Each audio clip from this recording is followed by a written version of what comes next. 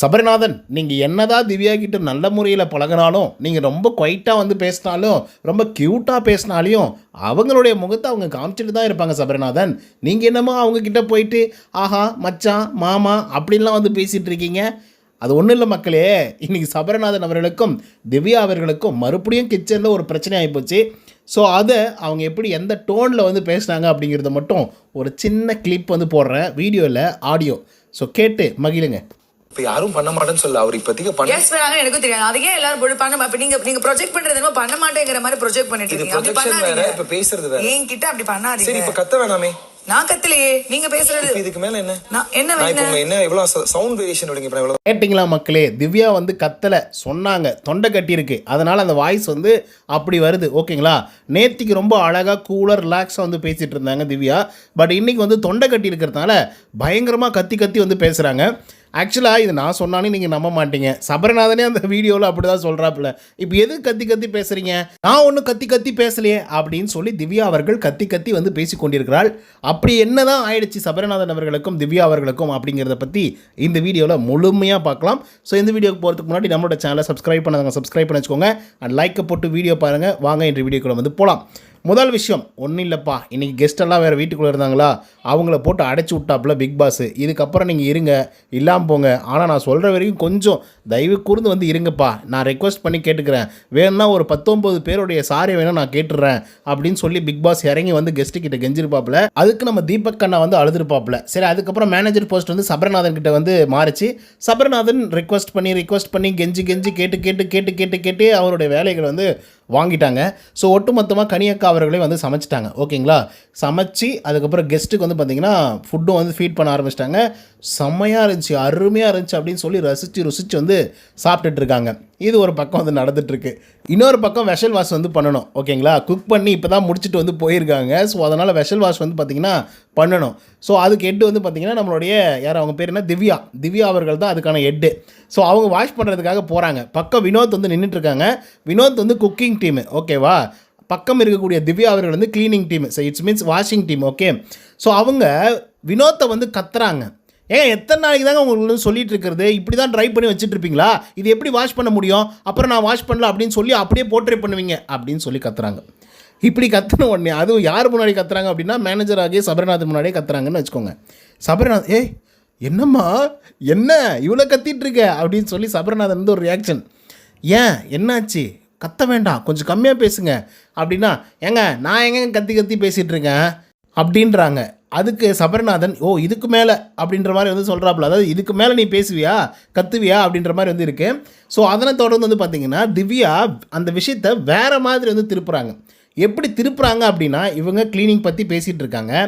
Cleaning வந்து பண்ணணும் அப்படின்னா கொஞ்சம் ரொம்ப ட்ரையாக இருந்தால் அது வாஷ் பண்ணுறது கஷ்டமாக இருக்குது அப்படின்ற மாதிரி வந்து திவ்யா வந்து சொல்கிறாங்க. ஓகே, ஆனால் அது வந்து ரொம்ப டிஸ்கஸ்டிங்காக வந்து சொல்கிறாங்க. ஸோ அதனால் சபரிநாதன் போய் கேட்குறாருங்க, நான் வந்து சொல்லலை. ஓகே, மற்ற யாருமே கேட்கல. அங்கே இருக்கக்கூடிய மேனேஜர் வந்து கேட்குறாரு, ஏன் கத்துறீங்க அப்படின்னு சொல்லி. இதுக்கு இவங்க என்ன சொல்லியிருக்கணும்? இப்போ கத்தலை, நான் ஒன்றும் கத்தலைப்பா, நான் பேசுகிறதே அப்படி தான், என்னுடைய தொண்டை வந்து பிரச்சனையாக இருக்குது அப்படின்னு சொல்கிறது ஏற்றுக்கக்கூடிய ஒரு விஷயமா வந்து இருக்குது. உடனே இவங்க என்ன பண்ணுறாங்க அப்படின்னா, அப்புறம் நாங்கள் வேலை செய்யலை அப்படின்னு சொல்லி அப்படியே போர்ட்ரே பண்ணுவீங்க அப்படிங்கிற ஒரு வார்த்தையை வந்து சொல்கிறாங்க. அது வந்து தப்பு இல்லை. வேலை செஞ்சுட்டு தான் இருக்கீங்க, செய்யக்கூடிய வேலையை போய் எப்படி செய்யலை அப்படின்னு சொல்லி போர்ட்ரே பண்ணிவிடுவார். அதுவும் சபரிநாதன். இவங்க கொஞ்ச நேரத்துக்கு முன்னாடி தான் வந்து மாமா மச்சான்லாம் பேசிகிட்டு இருந்தாங்க. இன்க்ளூடிங் திவ்யா வந்து பார்த்திங்கன்னா சபரிநாதனை என்ன மச்சான் என்ன மாமா அப்படின்ற லெவலுக்கு பேசிகிட்டு இருந்தாங்க. திடீர்னு பார்த்தா சபரிநாதன் ரொம்ப க்ளோஸ் ஆகிட்டு, ஏங்க கொஞ்சம் பார்த்துங்க, கொஞ்சம் கம்மியாக பேசுங்க, சத்தம் போடாதீங்க, கெஸ்ட் இருக்காங்க அப்படின்னு சொல்லிட்டு இருக்காரு. இந்த மாதிரிலாம் பேசாதீங்க, எனக்கு இப்படி தான் வரும், நான் அப்படி தான் பேசுவேன், என் தொண்டையே இப்படி தான், என்ன இந்த மாதிரி பேசுகிறலாம் வச்சுக்காதீங்க அப்படின்னு உடனே சபரிநாதன், ஏங்க இப்போ தானேங்க மாமா மச்சான்லாம் பேசிகிட்டு இருந்தோம், நான் அந்த டோனில் தானேங்க பேசினேன், நீங்கள் என்னங்க இப்படி பேசிகிட்டு இருக்கீங்க அப்படின்றாங்க. இல்லைண்ணா அதுக்கெல்லாம் எதுவும் சொல்லிங்க, அதுக்காக இப்படியெல்லாம் பேசுனீங்கன்னா ஒத்துக்கப்பட மாட்டாது அப்படின்ற மாதிரி திவ்யா வந்து சொல்கிறாங்க. எனக்கு புரியல, அவங்களுக்கு வந்து நிஜமாகவே மூட் ஸ்விங் அது அந்த மாதிரி ஏதாவது பிரச்சனை இருக்கா அப்படின்றது தெரில. ஜென்ரலாகவே அவங்க வந்து ரொம்ப கத்தி தான் பேசுகிறாங்க. அவங்களுக்கு பிடிக்காத ஆட்களை பார்க்கும்பொழுது, அவங்களுக்கு பிடிக்காத சில விஷயங்களை வந்து செய்யும்பொழுது ரொம்ப ஹார்டாக தான் வந்து பார்த்திங்கன்னா பிஹேவ் பண்ணுறாங்க. அது ரொம்ப ஒஸ்ட்டாக வந்து இருக்குது. ஓகேவா? ஸோ அதனை தொடர்ந்து வந்து பார்த்திங்க அப்படின்னா ஒரு பர்ஃபெக்டான ஒரு விஷயம் சூப்பராக வந்து நடந்துச்சு. அது வந்து எபிசோடில் வருமானு தெரியல. ஸோ அதனால் கண்டிப்பாக நான் அதை உங்ககிட்ட சொல்லியே தீரணும். அது என்ன அப்படின்னு பார்த்தீங்கன்னா, லஞ்சு வந்து கனியக்கா முழுக்க அவங்களே எல்லாமே சமைச்சிருக்காங்க. சாப்பாடு, காரக்குழம்பு, கத்திரிக்காய் குழம்பு, அது இது லொட்டு லோசுக்கு எல்லாம் ஒரே ஆளாக தனி ஆளாக நின்று செஞ்சுருக்காங்க. கட்டிங்கு வெட்டிங்கு இதெல்லாம் வந்து பார்த்திங்கன்னா ஹெல்ப் பண்ணியிருக்காங்க. ஓகேவா? அந்த சாப்பாடு ஆஹா ஓஹோ அப்படின்னு சொல்லி என்னம்மா சாப்பிட்றாங்க தெரியுமா? அந்த ஹோட்டலில் தான் ஆஹா ஓஹோ ஹோட்டலாக ஆகலை.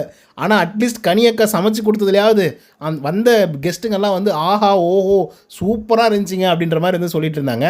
பட் அதுக்கு முன்னாடி ஒரு முக்கியமான விஷயம் நடந்தது. பிரவீன்ராஜ் வந்து இருக்கார் இல்லையா, அதை தான் நான் சொல்ல வந்தேன். பிரவீன்ராஜ் வந்து ஒரு ஸ்டோரி வந்து சொல்லியிருப்பாப்புல. அந்த ஸ்டோரியை வந்து நீங்கள் கண்ணை மூடிட்டு கேட்டிங்க அப்படின்னா ஏதோ ஒரு ஹாலிவுட் படம் தமிழில் டப்பாய் வர்ற மாதிரி வந்து ஒரு செம்மையான ஒரு ஃபீல் வந்து கொடுக்கும். எல்லாருமே அப்படியே ஒரு மாதிரி மெஸ்மரைஸ் ஆகிட்டாங்க. பின்னாடி எப்ஜே வேறு செம்ம பீட் பாக்ஸிங் சிறப்பாக வந்துருந்தது. எபிசோடில் வருமானு எனக்கு வந்து தெரியல. ஸோ அதை நான் கண்டிப்பாக மென்ஷன் பண்ணி சொல்லணும்னு நினச்சேன். அதுதான் நான் வந்து சொல்கிறேன். சிறப்பாக இருந்ததுங்க, வெறித்தனமாக இருந்துச்சு.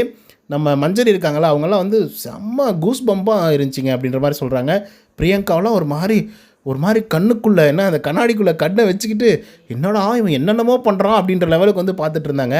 இவ்வளோ திறமை இருக்குது, ஆனாலும் இங்கே கண்டென்ட்டுக்கு பஞ்சம் இருக்குது, ஒழுங்காக நடந்துக்க மாட்டேங்கிறாங்க அப்படின்னு சொல்லி அவர் வேறு தலையை அடிச்சுக்கிறார் தீபக் வேறு. அடுத்ததாக சிலை, தங்க சிலை நம்ம திவாகர் அவர்கள் வந்து இருக்காங்க இல்லையா, அவங்க அப்பா என்னம்மா ஒரு கெட்டப்பை போட்டு அந்த மனுஷன் சத்தியமாக முடியல ப்ரோ. அவர் வந்து என்ன சொல்கிறது, பார்த்தேன் நான் லைவில் பார்த்தேன். ஓகே கெட்டப்பு போட்டோம், ஓகே வணக்கம் தமிழக மக்களே அப்படின்னு சொல்லி ஒரு ரியாக்ஷன் கொடுத்தாரு.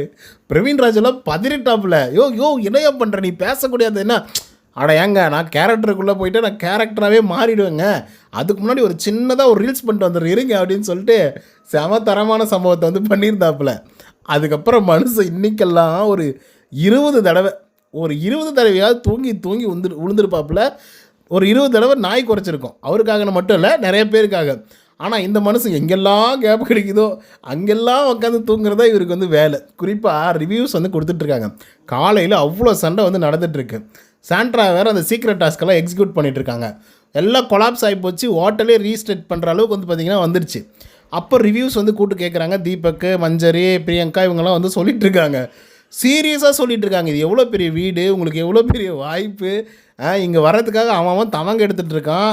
நீங்களாம் வந்திருக்கீங்க அப்படின்னா நீங்கள் ஏதோ ஒன்று பண்ணி வச்சுருக்கீங்க, ஸோ அதனால தான் வந்திருக்கீங்க, இது யூட்டிலைஸ் பண்ணிட்டு கரெக்டாக பண்ணுங்க அப்படின்னு சொல்லி தீபக் வந்து சொல்லிகிட்டு இருக்காப்புல. மனசு தூங்கிட்டு இருக்காருக்கு ப்ரோ.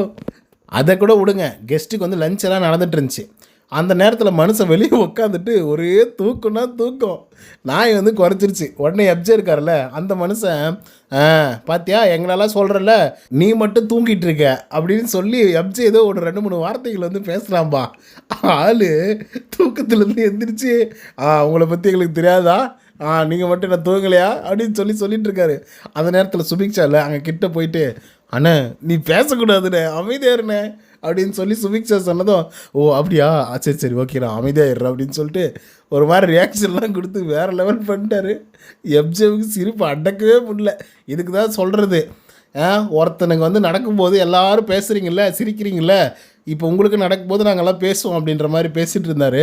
நல்லா இருந்து. இதெல்லாம் வந்து எபிசோடில் வருமானு தெரியல. ஸோ அது வந்துச்சுன்னா ரொம்ப சந்தோஷமாக இருக்கும். ஏன்னா நல்லா காமெடியாக இருக்கும், செம்ம ஃபன்னாக வந்து இருக்கும். ஏன்னா காலையில் மதியம் வரைக்கும் வந்து பார்த்திங்கன்னா ஃபுல்லாக வந்து ஃபயர் மோட்லேயே வந்துருந்தாங்க. பட் ஆஃப்டர்நூனுக்கு அப்புறம் வந்து பார்த்திங்கன்னா பாதி பேர் வந்து கொஞ்சம் ஜாலி மோடுக்கு வந்து வந்துட்டாங்க.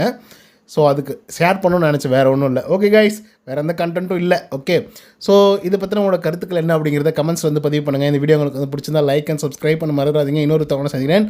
Until then bye from Uday. நன்றி, வணக்கம்.